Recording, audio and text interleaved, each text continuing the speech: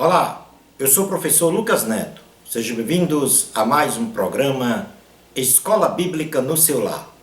Hoje nós vamos estudar a lição de número 6, que tem como título A Ética Cristã e o Bullying. Dentro deste tema, nós vamos falar sobre 3 assuntos. Em primeiro lugar, o que é bullying. Em segundo lugar, não há justificativa para usar o expediente do bullying. E em terceiro lugar, bem-aventurados os pacificadores. Vamos então dar início à nossa aula de hoje. O que é bullying? Definição de bullying. Definimos bullying como ato de intimidação, humilhação ou discriminação de uma pessoa ou grupo de pessoas por outra pessoa ou grupo de pessoas, através de atos agressivos, físicos ou psicológicos, de forma repetitiva, sem qualquer razão, que provocam danos físicos e traumas na saúde mental das vítimas, muitas vezes irreversíveis, quanto à recuperação de sua saúde. Mas quais são os tipos mais comuns de bullying? Muitos são os tipos de bullying classificados pelos estudiosos deste assunto. Entretanto, mencionaremos pelo menos 7 tipos a saber. Primeiro, o bullying físico. São as agressões feitas através do uso da força física na qual uma pessoa tem a sua integridade física violada. Por exemplo, bater, chutar, surrar, tomar pertences, etc. Em segundo lugar, nós temos o bullying verbal. São agressões feitas através do uso verbal de comentários ofensivos a uma pessoa no que concerne a cor, gênero, religião, aparência física, classe social. Em terceiro lugar, nós temos o bullying indireto. São agressões feitas através de fofocas, falsos testemunhos a uma pessoa, denegrindo o seu caráter e o seu estado moral. Em quarto lugar, o bullying de intimidação. São agressões feitas através de ameaças psicológicas e chantagens a uma pessoa, visando o domínio da vontade desta pessoa. Em quinto lugar, nós temos o bullying da alienação social. São agressões feitas através da exclusão de uma pessoa do convívio social de um grupo de pessoas, quer seja na escola, no trabalho, na igreja. Depois nós temos também o cyberbullying. São agressões feitas através das redes sociais, divulgando imagens, fatos inverídicos a uma pessoa de forma a denegrir o seu caráter moral. E, finalmente, nós temos o bullying sexual, que são as agressões feitas através de assédio sexual e insinuações sobre a vida sexual de uma pessoa. Passemos agora a estudar o item número 2 da lição. Não há justificativa para usar o expediente do bullying. Analisaremos 2 aspectos que condenam veementemente a prática do bullying de qualquer ordem, a saber, primeiro aspecto, o aspecto legal, onde nós temos uma legislação. O bullying é um mal social, especialmente no estado de vida juvenil. E neste contexto, muitas nações homologaram leis protecionistas da sociedade quanto a esta prática do bullying. No Brasil, foi sancionada a Lei 13.815, em 6 de novembro de 2015, que instituiu o Programa de Combate à Intimidação Sistemática, bullying, que, entre outras providências, consolidou como objetivos em seu artigo 4º. Primeiro, prevenir e combater a prática da intimidação sistemática, o bullying, em toda a sociedade. Em segundo lugar, capacitar docentes e equipes pedagógicas para a implementação das ações de discussão, prevenção, orientação e solução do problema. Em terceiro lugar, implementar e disseminar campanhas de educação, conscientização e informação. Em quarto lugar, instituir práticas de conduta e orientação de pais, familiares e responsáveis diante da identificação de vítimas e agressoras. Como quinto objetivo, esta lei tem dar assistência psicológica, social e jurídica às vítimas e aos agressores do bullying. Como sexto objetivo, integrar os meios de comunicação de massa com as escolas e a sociedade como forma de identificação e conscientização do problema, de forma a preveni-lo e combatê-lo. Em sétimo lugar, como sétimo objetivo, promover a cidadania, a capacidade empática e o respeito a terceiros nos marcos de uma cultura de paz e tolerância mútua. Em oitavo lugar, como objetivo, evitar tanto quanto possível a punição dos agressores, privilegiando mecanismos e instrumentos alternativos que promovam a efetiva responsabilização e a mudança de comportamento hostil. E como nono e último objetivo, promover medidas de conscientização, prevenção e combate a todos os tipos de violência, com ênfase nas práticas recorrentes de intimidação sistemática, o bullying ou constrangimento físico e psicológico cometidas por alunos, professores e outros profissionais integrantes de escola e de comunidade escolar. Portanto, estes são os objetivos para a prevenção e combate ao bullying no sentido da legislação, a qual, no Brasil, nós temos a Lei 13.185, homologada em 16, ou sancionada no dia 6 de novembro de 2015.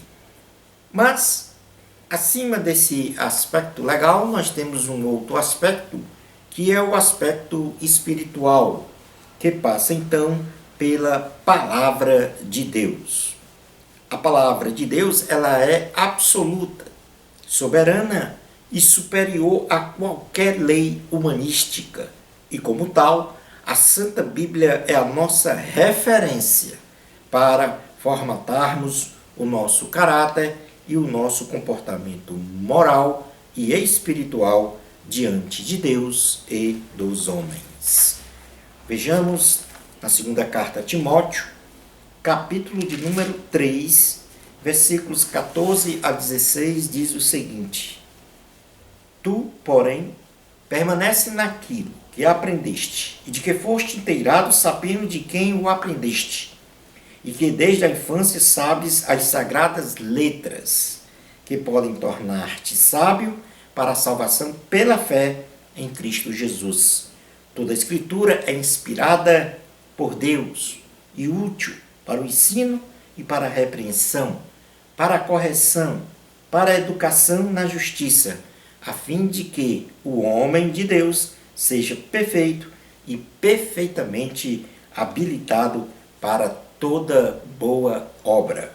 Portanto, este texto mostra a inspiração, valor e utilidade das Santas Escrituras como sendo soberana e absoluta. E, portanto, nós temos que obedecer a estes preceitos aqui exarados nesta palavra para viver vida feliz. O Senhor, Ele nos exorta a termos relações interpessoais saudáveis. E dentre as diversas exortações exaradas na Bíblia Sagrada, nós podemos mencionar aqui pelo menos 7. E em primeiro lugar, uma dessas exortações é para a saudável relação interpessoal nossa, é que nós devemos ser humildes e considerar os outros superiores a nós mesmos, sem fazer contendas. E isso nós podemos ler na carta aos Filipenses, capítulo de número 2, versículos 1 ao 4, que diz o seguinte: se há, pois, alguma exortação em Cristo, alguma consolação de amor, alguma comunhão do Espírito, se há entranhados afetos e misericórdias, completai a minha alegria, de modo que penseis a mesma coisa, tenhais o mesmo amor, sejais unidos de alma, tendo o mesmo sentimento. Nada façais por partidarismo ou vanglória, mas por humildade, considerando cada um os outros superiores a si mesmo. Não tenha cada um em vista o que é propriamente seu, senão também cada qual o que é dos outros.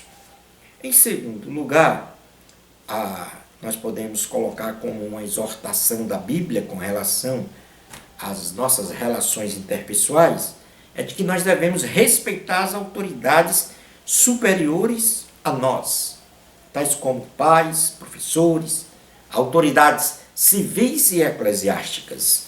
E na primeira carta do apóstolo Pedro, no seu capítulo de número 2, versículos 11 ao 17, ele nos diz o seguinte: amados, exorto-vos como peregrinos e forasteiros que sois, a vos absterdes das paixões carnais que fazem guerra contra a alma, mantendo exemplar o vosso procedimento no meio dos gentios, para que naquilo que falam contra vós outros como de malfeitores, observando-vos em vossas boas obras, glorifiquem a Deus no dia da visitação. Sujeitai-vos a toda instituição humana por causa do Senhor, quer seja ao rei como soberano, quer as autoridades como enviadas por ele, tanto para castigo dos malfeitores, como para louvor do que praticam o bem, porque assim é a vontade de Deus, que pela prática do bem façais emudecer a ignorância dos insensatos. Como livres que sois, não usando, todavia, a liberdade por pretexto da malícia, mas vivendo como servos de Deus. Tratai todos com honra, amai os irmãos, temei a Deus, honrai o rei. Como terceira exortação para uma saudável vida de relação interpessoais, nós devemos buscar a santidade, não falando mentiras, nem furtando os outros, ou denegrindo-os. Isso nós podemos ler na carta aos Efésios, capítulo de número 4, versículos 25 ao 32, que diz o seguinte: por isso, deixando a mentira, fale cada um a verdade com o seu próximo, porque somos membros uns dos outros. Irai-vos e não pequeis, não se ponha o sol sobre a vossa ira, mas nem deis lugar ao diabo. Aquele que furtava, não furte mais. Antes trabalhe, fazendo com as próprias mãos o que é bom, para que tenha com que acudir ao necessitado. Não saia da vossa boca nenhuma palavra torpe, e sim unicamente a que for boa para edificação, conforme a necessidade, e assim transmita graça aos que ouvem. E não entristeçais o Espírito de Deus, no qual fostes selados para o dia da redenção. Longe de vós toda amargura e cólera, e ira, e gritaria, e blasfêmias, e bem assim toda malícia. Como quarta exortação, nós devemos ocupar os nossos pensamentos com tudo o que é respeitável, justo, puro e amável. E isso nós podemos ler novamente na carta aos Filipenses, capítulo de número 4, versículos 8 e 9, que diz o seguinte: finalmente, irmãos, tudo que é verdadeiro, tudo que é respeitável, tudo que é justo, tudo que é puro, tudo que é amável, tudo que é de boa fama, se alguma virtude há e se algum louvor existe, seja isso o que ocupe o vosso pensamento. O que também aprendestes e recebestes e ouvistes e vistes em mim, isso praticai, e o Deus da paz será convosco. Como quinta exortação, nós devemos rejeitar a prostituição e a lascívia, ou seja, o desejo sexual através da sensualidade. E isso nós podemos ler na primeira carta aos Tessalonicenses, capítulo de número 4, versículos 1 ao 8, que diz o seguinte: finalmente, irmãos, nós vos rogamos e exortamos no Senhor Jesus, que como de nós recebestes quanto à maneira porque deveis viver e agradar a Deus, e efetivamente estáis fazendo, continueis progredindo cada vez mais, porque estáis inteirados de quantas instruções vos demos da parte do Senhor Jesus. Pois esta é a vontade de Deus, a vossa santificação, que vos abstenhais da prostituição, que cada um de vós saiba possuir o próprio corpo em santificação e honra, não com o desejo de lascívia, como gentios que não conhecem a Deus. E que nesta matéria ninguém ofenda, nem defraude a seu irmão, porque o Senhor, contra todas estas coisas, como antes vos avisamos e testificamos, claramente é o vingador. Porquanto Deus não nos chamou para a impureza, e sim para a santificação. Dessartes, que quem rejeita estas coisas, não rejeita o homem, e sim a Deus, que também vos dá o seu Espírito Santo. Como sexta exortação, nós devemos evitar os males e as corrupções dos últimos dias para termos uma saudável relação interpessoal ou relações interpessoais na nossa vida. E isso nós podemos ler na segunda carta a Timóteo, em seu capítulo de número 3, do versículos 1 ao 5, que diz o seguinte: sabe, porém, isto, nos últimos dias sobrevirão tempos difíceis, pois os homens serão egoístas, avarentos, jactanciosos, arrogantes, blasfemadores, desobedientes aos pais, ingratos, irreverentes, desafeiçoados, implacáveis, caluniadores, sem domínio de si, cruéis, inimigos do bem, traidores, atrevidos, enfatuados, mais amigos dos prazeres que amigos de Deus. Tem forma de piedade, negando-lhe, entretanto, o poder. Foge também destes. Em sétimo lugar, nós devemos fazer aos outros o que queremos que nos façam. E isso nós podemos ler no Evangelho do Senhor Jesus, segundo escreveu Mateus, capítulo de número 7, versículo 12, que diz: tudo quanto, pois, quereis que os homens vos façam, assim fazei-o vós também a eles, porque esta é a lei e os profetas. Passemos agora a estudar o item 3 da lição. Bem-aventurados os pacificadores. A sociedade não deve aceitar de modo nenhum o bullying, pois este instrumento sistemático de intimidação alimenta o ódio nas relações interpessoais, de modo a progredir para a total depravação moral e social, anulando todos os valores de convivência e bem-estar social. O agressor, a vítima e as testemunhas do bullying devem buscar a promoção da paz, para viverem socialmente bem e em comunhão, para terem a oportunidade de contemplarem o reino dos céus como filhos de Deus.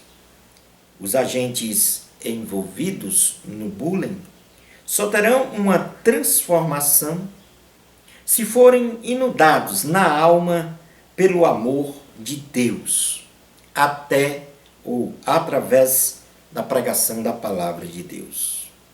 O Senhor Jesus resumiu em 2 frases o grande mandamento absoluto da lei de Deus. E isso nós podemos ler no Evangelho de Cristo, segundo escreveu Mateus, em seu capítulo de número 22, versículos 34 a 40, que diz o seguinte: Entretanto, os fariseus, sabendo que ele fizera calar os saduceus, reuniram-se em conselho, e um deles, intérprete da lei, experimentando-o, lhe perguntou: Mestre, qual é o grande mandamento na lei? Respondeu-lhe Jesus: Amarás o Senhor teu Deus de todo o teu coração, de toda a tua alma e de todo o teu entendimento. Este é o grande e primeiro mandamento. O segundo, semelhante a este, é: amarás o teu próximo como a ti mesmo. Destes 2 mandamentos dependem toda a lei e os profetas. A base fundamental do Evangelho de Cristo é o amor de Deus. E este amor deve sempre pautar a nossa relação com Deus e com o próximo, para realizarmos plenamente a vontade do Senhor. Na primeira carta aos Coríntios, capítulo de número 13, versículos de número 1 ao 4, o apóstolo Paulo nos mostra as características desse amor ágape, o amor de Deus. Diz a palavra, primeira carta aos Coríntios, capítulo 13, versículos, melhor dizendo, 4 ao 7. Diz assim a palavra: o amor é paciente, é benigno. O amor não arde em ciúmes, não se ufana, não se ensoberbece, não se conduz inconvenientemente, não procura os seus interesses, não se exaspera, não se ressente do mal, não se alegra com a injustiça, mas regozija-se com a verdade.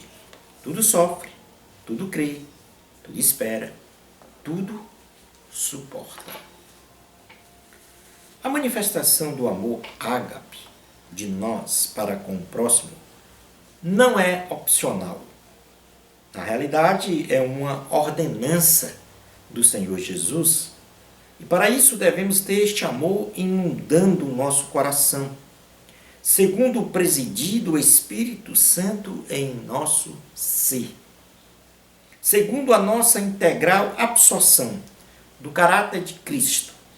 O apóstolo Paulo, ele nos ensina que o amor ágape possui os seguintes atributos. Em primeiro lugar, nós devemos o amor ágape tem como virtude ser paciente. Quem tem o amor divino não valoriza o padecer e o sofrimento próprio, não murmura, possui domínio próprio, é prudente e sabe o momento certo de agir. Outra virtude do amor de Deus é benigno. Quem tem um amor divino não é cheio de malícias, de má fé e não pratica o que é mal, mas pratica sempre o bem e boas obras. Quem tem o amor de Deus não é invejoso. Quem tem o amor divino não cobiça os bens materiais do próximo, não se entristece com o sucesso, êxito e bem-estar de seu semelhante. Não se ufana.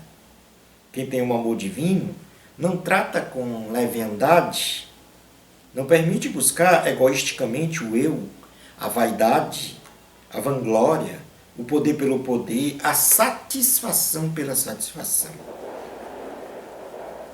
O amor de Deus não se ensoberbece. Quem tem o amor divino não faz nascer em seu coração um senso de superioridade sobre os outros. Não é orgulhoso, não se considera autossuficiente. Quem tem o amor de Deus não se porta com indecência. Quem tem o amor divino não se conduz inconvenientemente, ao contrário, segue os bons costumes, demonstra pudor, recato e respeito para com todos. Quem tem o amor divino não se irrita. Quem tem o amor divino aceita o contraditório de suas ideias sem irritação, não se embrutece e agride verbalmente ou fisicamente os seus semelhantes. Pode até se irritar, porém não manifesta sua irritação através do pecado. Quem tem o amor divino não suspeita o mal, não se ressente do mal, não faz suposições maldosas contra o próximo, não é preconceituoso e não julga as pessoas pela aparência. Quem tem um amor divino não folga com a injustiça, ou seja, não pratica e nem compactua com atos de injustiça de qualquer ordem. Em 10º lugar, quem tem um amor divino não folga com a verdade. Quem tem um amor divino folga com a verdade, ou seja, preserva e defende a verdade e jamais promove a mentira ou o engano. Portanto, aqui estão as 10 virtudes do amor de Deus que nós devemos ter em nosso comportamento, no nosso modo de ser, para que venhamos a ter uma saudável relação interpessoal, para que não caiamos na cilada de realizar o pecado do bullying contra o nosso semelhante, contra o nosso próximo. Concluindo a aula de hoje, o amor é uma virtude indispensável para sermos verdadeiros cristãos. E é na base do amor que a nossa fé cristã é autenticada, segundo as nossas boas obras, rejeitando toda e qualquer forma de pecado, como a do bullying, que mancha a honra de um ser humano feito à imagem e semelhança de Deus. Bênçãos especiais de Jesus para você. Amor a Cristo. A glória é de Deus. Até o nosso próximo programa Escola Bíblica no seu lar, se Deus permitir.